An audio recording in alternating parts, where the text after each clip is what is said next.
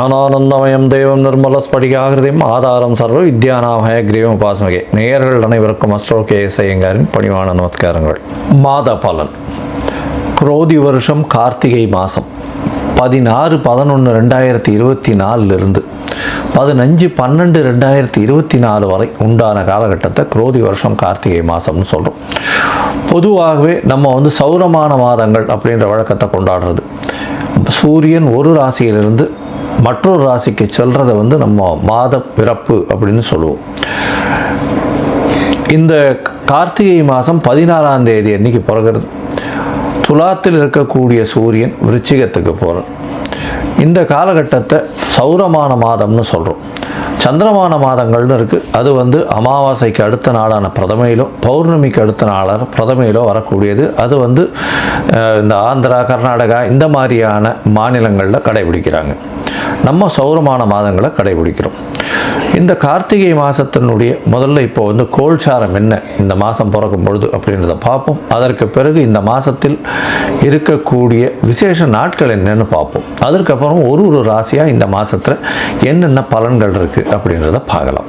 இந்த மாதத்தின் கோல்சாரம் அப்படின்னு பார்த்தாலேனா ரிஷபத்தில், அதாவது காலபுருஷ தத்துவத்தின் 2வது ராசியான ரிஷபத்தில் குரு வக்கரகதியில், கடகத்தில் செவ்வாய் நீச்சம் பெற்றிருக்கிறதும், கேது கன்னியிலும், சூரியனும் புதனும் விருச்சிகத்திலும், தனுசுவில் சுக்கிரனும், கும்பத்தில் சனியும், ராகு மீனத்தில் இருக்கிறது இந்த மாதத்தினுடைய கோல்சாரம். இந்த மாதத்தில் வரக்கூடிய பயிற்சிகள் அப்படின்னு பார்த்தாலேனால் 3/12/2024 டிசம்பர் 3ஆம் தேதி பார்த்தாலும் சுக்கிரன் விருச்சிகத்திலிருந்து மகரத்துக்கு போகிறார். இதுதான் இந்த மாதத்தினுடைய மாற்றங்கள். அதாவது பொதுவாகவே மாத கிரகங்கள்னு சொல்லக்கூடியது சூரியன், செவ்வாய், புதன் மற்றும் சுக்கிரன். இந்த 4 கிரகங்கள் மாத கிரகங்கள்னு சொல்கிறோம். இந்த மாத கிரகங்களை வச்சு இந்த மாதத்தில் வரக்கூடிய பலன்களை சொல்கிறோம். சரி, இந்த மாதத்தில் வரக்கூடிய விசேஷ நாட்கள் என்னென்ன அப்படின்னு பார்த்தோம்னா, இந்த மாதம் 16/11/2024 அன்னைக்கு முடவன் முழுக்கு அப்படின்னு போட்டிருக்கோம். அதாவது முடவன் ஐப்பசி மாதத்தினுடைய அனுபவிக்கணும்ட்டு காவிரியில் குளிக்க வர்றது லேட் ஆகிடுறது, ஒரு நாள் தள்ளி ஆகிடுறது. அதனால் அந்த காலகட்டத்திலையும், அதாவது கார்த்திகை 1ஆம் தேதியிலையும் காவேரியில் குளித்தால் ஐப்பசி மாதத்தில் குளித்த துலாஸ்தானத்திற்கு உண்டான பலன்கள் கிடைக்கும் அப்படின்னு பெருமாள் சொல்கிறார். அதனால் இது முடவன் முழுக்கு அப்படின்னு பேர். மிகவும் விசேஷமான நாள். இந்த மாதம் பார்த்தோம்னா 23/11/2024 அன்னைக்கு வாஸ்து நாள். வாஸ்து கார்த்தால 10:14 11:44 1.5 மணி நேரம். பொதுவாகவே வாஸ்து நாளில் வேறு எந்த திதி, வாரம், கரணம், யோகம் அதெல்லாம் பார்க்க தேவையில்லை. நட்சத்திரம் அதெல்லாம் பார்க்க தேவையில்லை. வாஸ்து புருஷன் கண் விழிக்கக்கூடிய நாளில் மன பூஜை போடுறது எல்லாமே விசேஷம். எல்லா விதமான கட்டங்களுக்கும் மன பூஜை போடலாம். அதை தவிர வீடு நிலம் வாங்கிறதுக்கு அந்த காலகட்டத்தில் பண்ணலாம். அதாவது 10:14 10:14 11:44 1.5 மணி நேரம் 90 நிமிஷம். இந்த காலகட்டத்தில் இந்த 90 நிமிஷத்தில் எது ரொம்ப விசேஷமானது அப்படின்னு பார்த்தோமேனால், முதல் 18 நிமிஷம் நித்திரை விட்டு அவர் இது காலை கடன்கள் முடிக்கிறது. அடுத்த 18 நிமிஷம் அவர் குளிக்கிறது, நீராடுவது.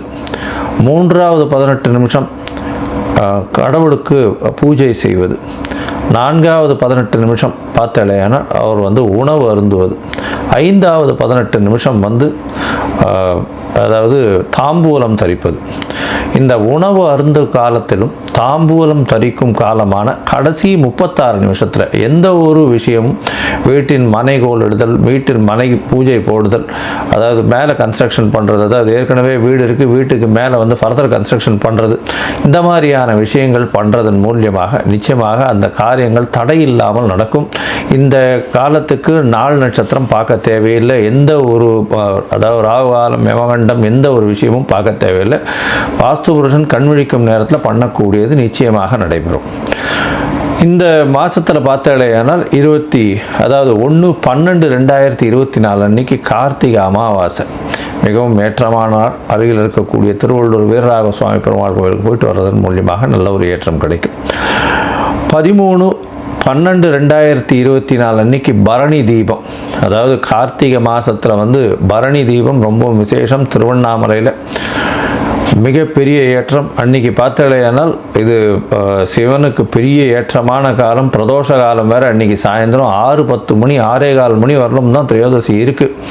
அதனால் வந்து சாயந்தரம் 5:45லேருந்து 6:15 வரலும் பிரதோஷ காலம் வேறு இருக்குது. மிகப்பெரிய ஏற்றமான காலம். பரணி தீபம் அன்றைக்கே தான் கிருத்திகையும் இருக்குது. கிருத்திகை தீபம் எல்லாமே அன்றைக்கி திருக்கார்த்திகைன்னு சொல்லக்கூடியது. இந்த மாதத்தில் பார்த்தலையானால் 15ஆம் தேதி பௌர்ணமி, அதாவது 15/12/2024 அன்னைக்கு பௌர்ணமி வருது. கார்த்திகையினுடைய பௌர்ணமியாக இன்றைக்கி வருது. ஸோ இந்த மாதம் மொத்தமே வந்து நல்ல விசேஷமான நாட்கள், நல்ல ஒரு ஏற்றமான நாட்கள், நிறைய முகூர்த்தங்களும் அதிகமாக இருக்கக்கூடிய நாட்கள், திருமணத்திற்கு வாய்ப்புகள் மிகவும் அதிகமான நாட்களாக இந்த மாதம் கருதப்படுறது. சரி, இந்த மாதத்தில் பார்த்தேன்னா என்னென்ன, அதாவது என்ன சொல்கிறது, இந்த மாதத்தில் வந்து எல்லா விதமான நல்ல விஷயங்களும் நடக்கக்கூடிய காலகட்டமாக அமைய போகிறது. இந்த மாதத்தில் மேஷம் முதல் மீனம் வரை எப்படி இருக்குது அப்படின்றத பார்க்கலாம். அதற்கு முன்னாடி என்னுடைய மொபைல் நம்பர் ஸ்க்ராலிங்கில் வந்துருக்கும். உங்களுக்கு ஏதாவது அஸ்ட்ராலாஜிக்கல் கன்சல்ட் தேவைப்பட்டதுன்னா கண்டிப்பாக எனக்கு ஃபோன் பண்ணுங்க. உங்களுடைய date, time, place of birth, உங்களுடைய பெயர், உங்களுடைய தாய் தகப்பனார் பெயரை அனுப்புங்க. என்னுடைய கட்டணம் என்னென்னு போடுறோம். அந்த கட்டணத்தை அனுப்பிச்சதுக்கப்புறம் உங்களுக்கு சந்தி இருக்கான்றதை பார்க்கணும். நான் அதாவது ஜாதகத்தை போடும்பொழுது நட்சத்திர சந்தி, ராசி சந்தி, லக்ன சந்தி இதெல்லாம் இருக்கான்றதை பார்த்துட்டு அந்த ஜாதகத்தை போட்டு தசாபுக்தி, அந்தரம், சூக்ஷ்மம் இதெல்லாத்தையும் பார்த்து அதற்கு பிறகு இன்றைய கோல்சாரம் பிரகாரம் வந்து உங்களுக்கு எப்படி இருக்குது அப்படின்றதையும் பார்த்து உங்களுடைய பிரச்சனைகள் என்னன்றதை பார்த்து எளிய பரிகாரம் என்ன அப்படின்றதையும் சொல்கிறேன். இப்போ மேஷம் முதல் மீனம் வரை கார்த்திகை மாதம் குரோதி வருஷம் 2024 பலன்கள் மேஷம் முதல் மீனம் வரை பார்க்கலாம். கடகம், புனர்பூசம், பூசம், ஆயில்யம் இந்த 3 நட்சத்திரம் 9 பாதங்களை கொண்ட ராசி. ராசியின் அதிபதினு சொல்லக்கூடியவர், இந்த கடகராசியின் அதிபதினு சொல்லக்கூடியவர் அதிவேகமாக செல்லக்கூடிய சந்திர பகவான். சந்திர பகவான் அதிவேகமாக செல்லக்கூடியவர், மதிகாரகன்.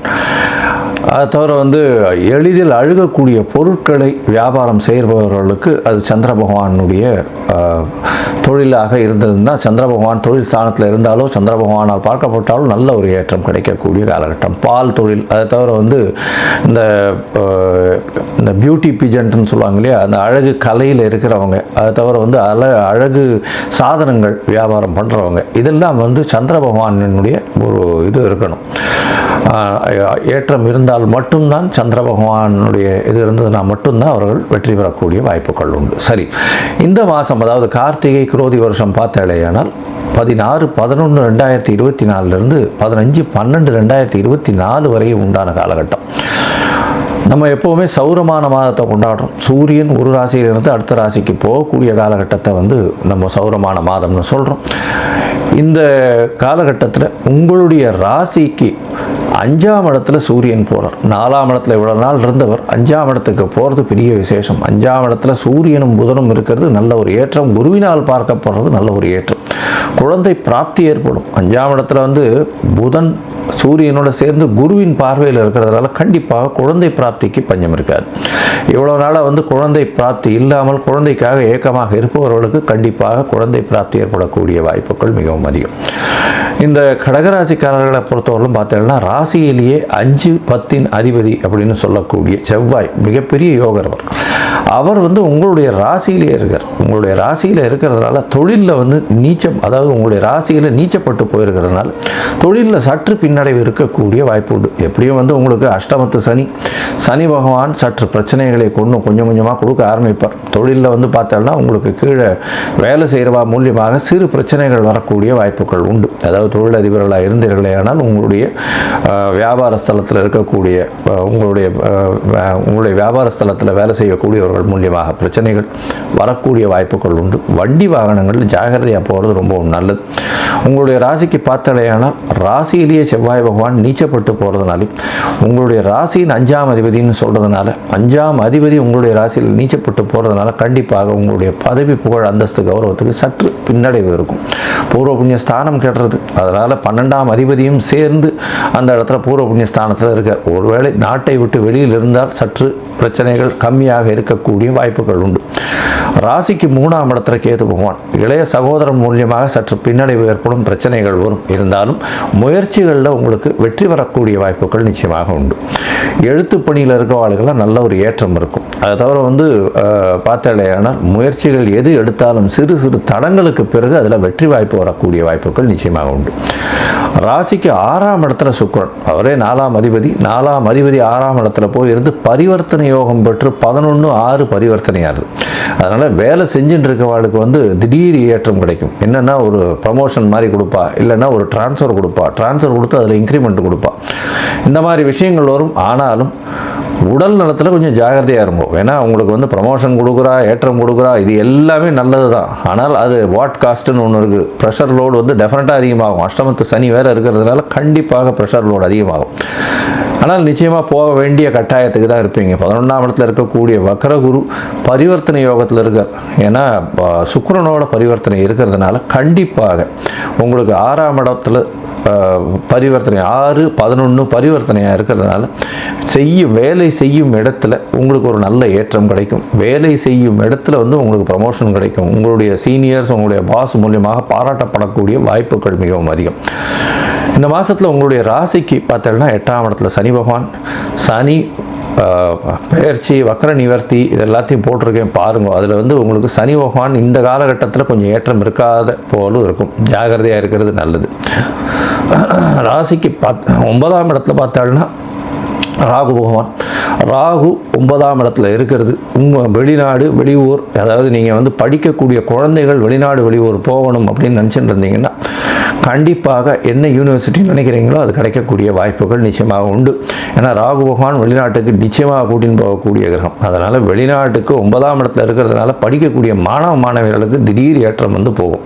அதுவும் குருவும் வக்கரமாக இருக்கிறது. ராகுக்கு வீடு கொடுத்தவன் வக்கரமாக இருக்கிறது ரொம்பவும் விசேஷம். அதனால் கவலைப்படவே தேவையில்லை. உங்களுடைய ராசிக்கு பார்த்தாலேயானால் 11ஆம் இடத்துல வக்ரகுரு பரிவர்த்தனை யோகத்தில் இருக்கார். 11ஆம் இடம் பரிவர்த்தனை 6-11 இருக்கிறதுனால வலுப்பெற்று போகிறது. இதனால் என்ன அப்படின்னா வேலை செய்பவர்களுக்கு நல்லது, தொழிலதிபர்களுக்கு சற்று பின்னடைவு இருக்கும். அதாவது சொந்த தொழில் பண்ணுறவர்களுக்கு சற்று பின்னடைவு இருக்கும். உங்களுடைய ராசிக்கு பார்த்தாலேயானால் அந்த டிசம்பர் 3 தேதிக்கு மேலே சுக்கிரன் உங்களுடைய ராசிக்கு சமசப்தமத்தில் வரும். அது ஒரு நல்ல விசேஷம். சமசப்தமத்தில் வரும்போது திருமணத்துக்கு பார்த்து கொண்டிருப்பவர்களுக்கு கண்டிப்பாக திருமண பாக்கியம் ஏற்படக்கூடிய வாய்ப்புகள் நிச்சயமாக உண்டு. இந்த கார்த்திகை மாதத்தினுடைய செகண்ட் ஹாஃப், அதாவது ஒரு 17-18 தேதிக்கு மேலே பார்த்தோம்னா கண்டிப்பாக திருமண பாக்கியம் ஏற்படக்கூடிய வாய்ப்புகள் உண்டு. அது வரலாம் கொஞ்சம் தட்டிகிட்டே போகும். பொறுமையாக இருக்கிறது நல்லது. இந்த கடகராசிக்காரர்கள் சில நாட்களை அதாவது விட்டுட்டு அந்த காலகட்டத்தில் முயற்சிகள் பண்ணாமல் இருக்கிறது நல்லது. ஏன்னா முயற்சிகள் எல்லாம் கை கொடுக்குன்றதுனால எல்லா நாட்கள்லையும் பண்ண முடியாது. சில நாட்கள் விடுறது நல்லது. அந்த முயற்சியை தவிர்க்க வேண்டிய நாட்கள் சந்திராஷ்டம நாட்கள்னு சொல்கிறோம். இந்த சந்திராஷ்டம நாட்கள் 7/12/2024 9/12/2024 வரலும் உண்டான நாட்களில் வருது. இதன் மூலியமாக அந்த காலகட்டத்தில் புதிய முயற்சி, வெளிநாடு வெளிமாநில பிரயாணம் வேண்டாம்னு சொல்கிறோம். ஒருவேளை பண்ண வேண்டி இருந்ததுன்னா சந்திரனுக்கு உண்டான எளிய பரிகாரம்னு சொல்கிறது, அருகில் இருக்கக்கூடிய கோவிலில் உங்களால் முடிஞ்ச ஒரு பச்சரிசி இல்லைன்னா நெல் தானமாக கொடுத்துட்டு போகும். அது ஒரு நல்ல ஏற்றத்தையும் மாற்றத்தையும் கொடுக்கும். இந்த கடகராசிக்காரர்கள் அருகில் இருக்கக்கூடிய சத்யநாராயண பெருமாளை போய் வணங்கிட்டு வாங்க. அது உங்களுக்கு ஒரு பெரிய ஏற்றத்தை கொடுக்கும். சத்யநாராயண பெருமாளுக்கு போயிட்டு ஒரு துளசி மாலை போட்டு வாங்க. நல்ல ஒரு ஏற்றமும் மாற்றமும் உங்களுடைய வாழ்வில் நிச்சயமாக உண்டு.